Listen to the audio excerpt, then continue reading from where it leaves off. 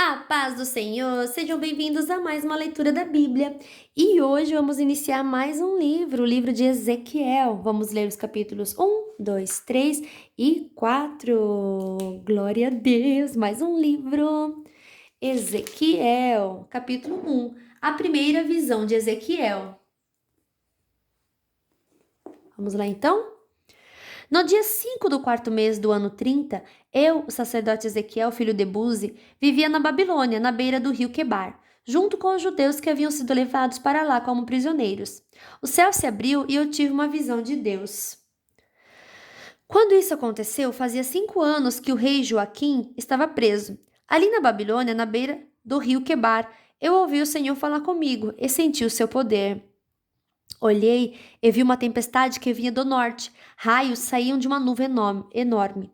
Em volta da nuvem, o céu estava em fogo, e no meio do fogo havia uma coisa que brilhava como bronze.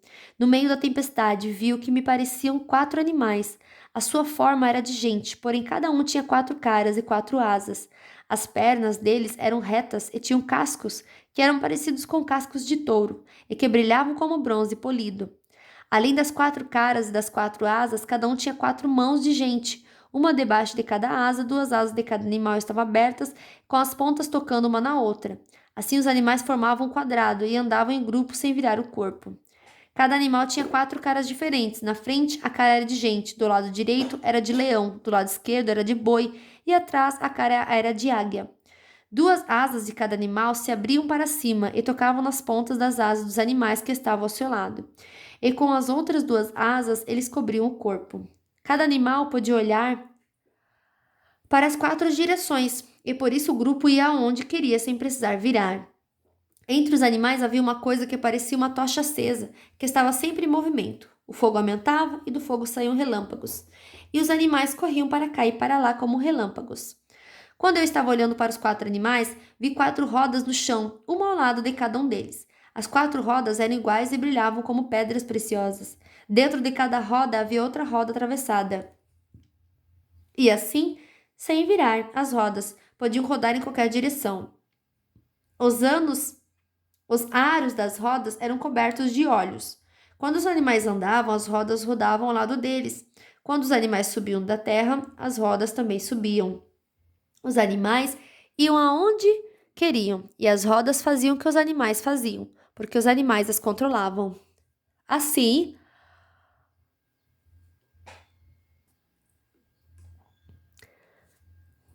toda vez que os animais andavam ou paravam ou subiam do chão, as rodas faziam o mesmo.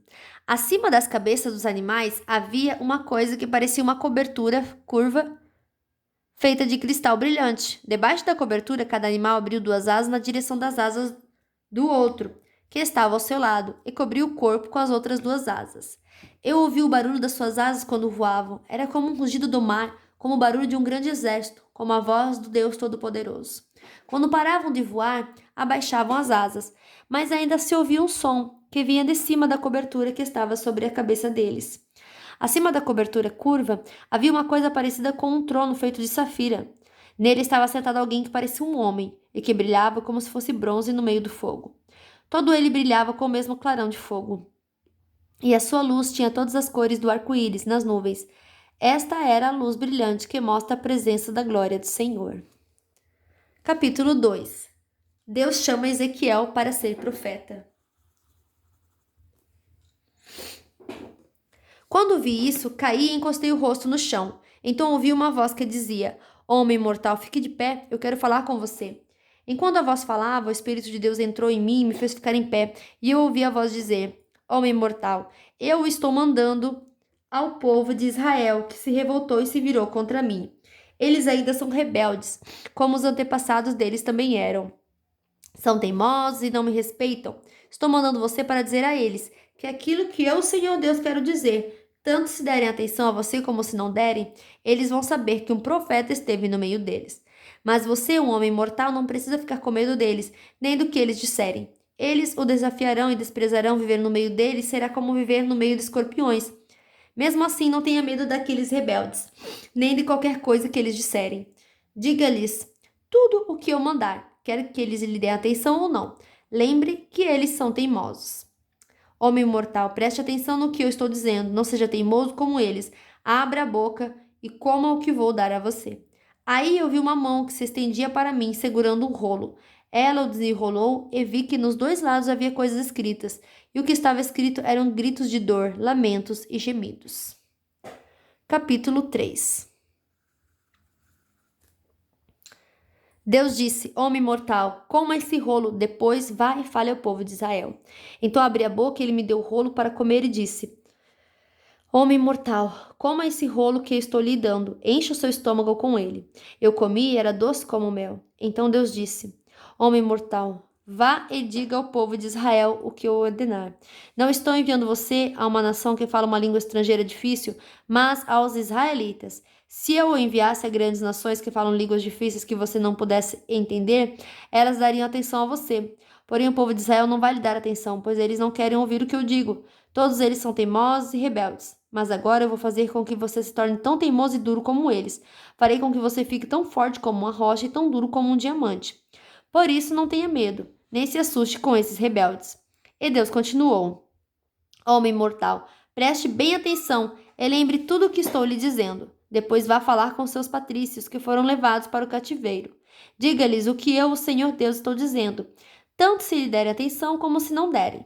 Então o Espírito de Deus me levou para o alto, e eu ouvi atrás de mim uma voz forte como um trovão. A voz gritava: Louvem nos altos céus a glória do Senhor.